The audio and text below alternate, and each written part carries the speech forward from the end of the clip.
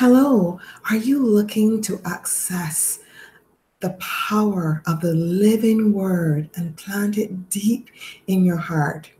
Well, if that's you, in today's video, I'm going to share how you can create your own personal biblical affirmations to store the powerful living word in your heart to transform your life.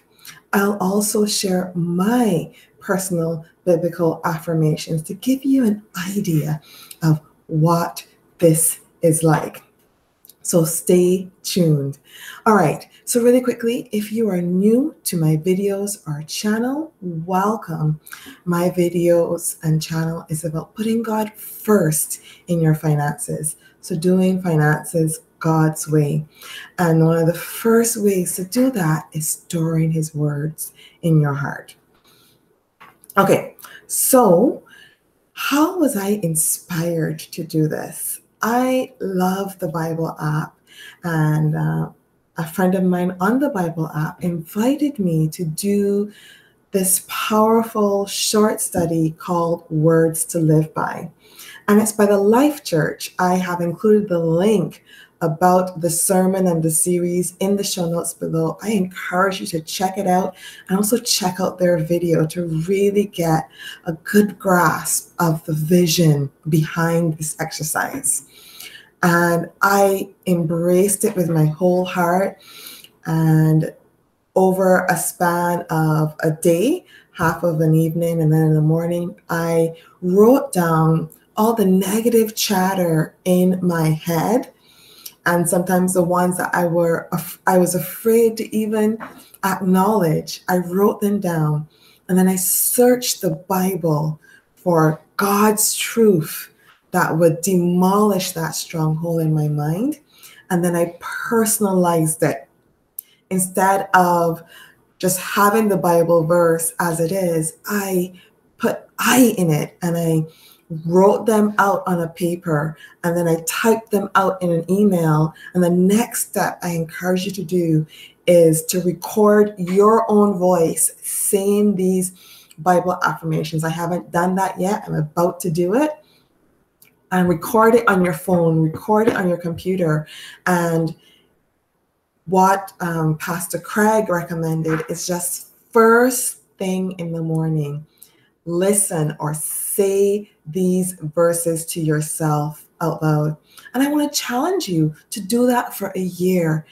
Can you imagine having that stored in your heart, so that when the attacks from the enemy and those negative thoughts try to get into your mind and affect your life, you capture it and make it obedient to Christ by taking the living word and the sword of the Spirit and chopping it down? I'm so excited about how this will transform my life. So what I'll do is I'm going to take my phone now, and I'm going to share with you my list of biblical affirmations personalized for myself, so you can get a really great sense of what it is. Now, in the link from Life Church, Pastor Craig is very vulnerable, and he shares his own words to live by. And in me sharing my own words to live by, I know that I am also being vulnerable and sharing with you what's the negative chatter in my mind. All right, so here we go. My words to live by. Jesus is first in my life. I exist to serve and glorify him. God has not given me a spirit of fear, but of power, love, and a sound mind. God holds my right hand and says, "Fear not, for I go with thee." I remember to whom I belong when I feel unloved, unimportant, or insecure. I am disciplined. God in me is greater than he who is in the world and the wrong desires in me. I will not be afraid or discouraged, for the Lord our God is with me wherever I go. I am growing closer to Jesus daily, and he loves and accepts me. I am blessed because I believe that the Lord is fulfilling his promises to me. My words, thoughts, and imaginations are under the power of Christ, I take all thoughts captive and make them obedient to Christ. I open my mouth with wisdom, and the teaching of kindness is on my tongue. I act justly, love mercy, and walk humbly with God. God has given me everything I need to teach his children about him. My children will love God and serve him with their whole heart. I will nurture, equip, train, and empower them to do more for his kingdom than they can ever imagine. I am intentional to leave my children with an eternal legacy. I will persist even when parenting is hard.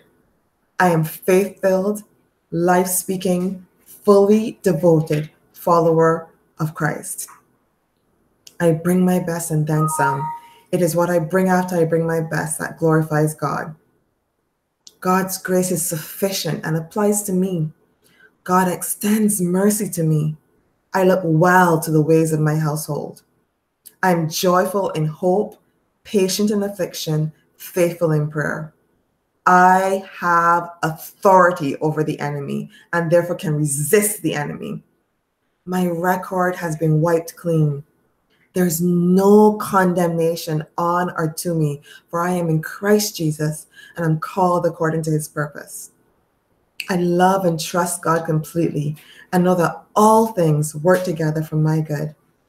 I am irrationally generous because God is irrationally generous to me.